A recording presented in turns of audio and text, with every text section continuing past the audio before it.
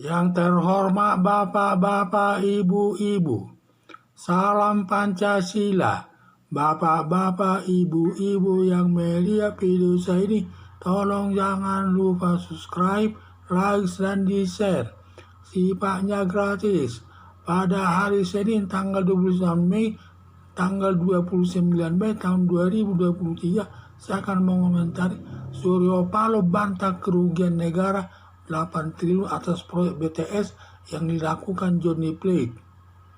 Kejaksaan Agung telah menetapkan Johnny Plate sebagai tersangka karena melakukan korupsi sebesar 8 triliun terkait proyek BTS 4G, dan saat itu Johnny Plate langsung ditahan di rutan Kejaksaan Agung.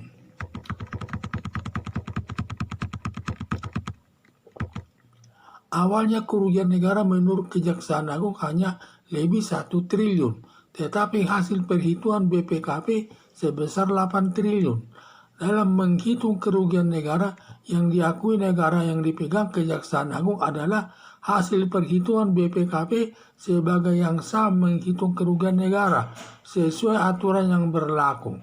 Karena Kejaksaan Agung kurang memahami soal menghitung kerugian negara, karena kejaksaan hanya menguasai mengenai pembuktian kesalahan yang diatur dalam Undang-Undang Korupsi dan KUHP. Suryo Paloh menuding kerugian negara sebesar 8 triliun dibantah atau tidak benar yang dilakukan Johnny Plate, mantan Menteri Kominfo.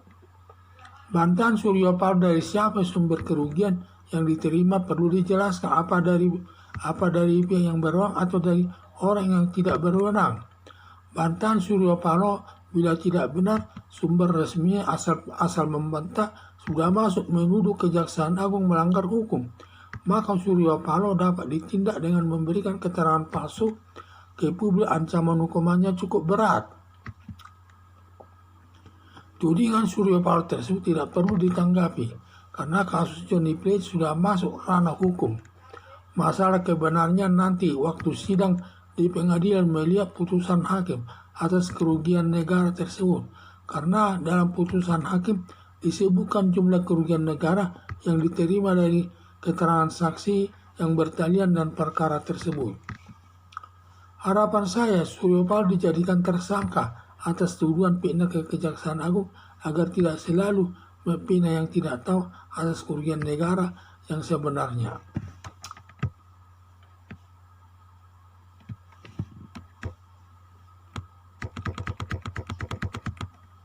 Kejaksaan Agung telah menetapkan Johnny Plate sebagai tersangka karena melakukan korupsi sebesar 8 triliun terkait proyek BTS 4G, dan saat itu Johnny Plate langsung ditahan di rutan kejaksaan.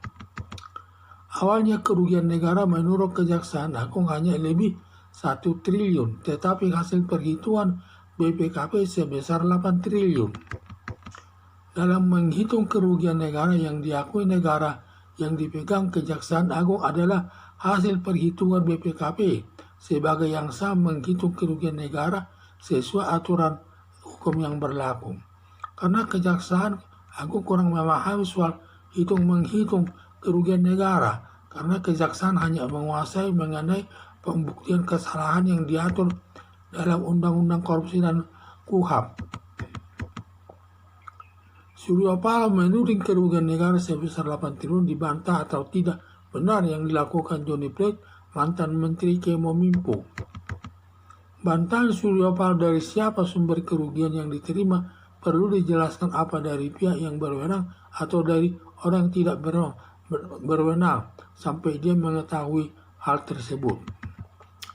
Bantahan Suryo Paloh bila tidak benar sumber resminya asal membantah sudah masuk menuduh Kejaksaan Agung melanggar hukum, maka Suryo Paloh dapat ditindak dengan memberikan keterangan palsu ke publik. Ancaman hukumannya cukup berat.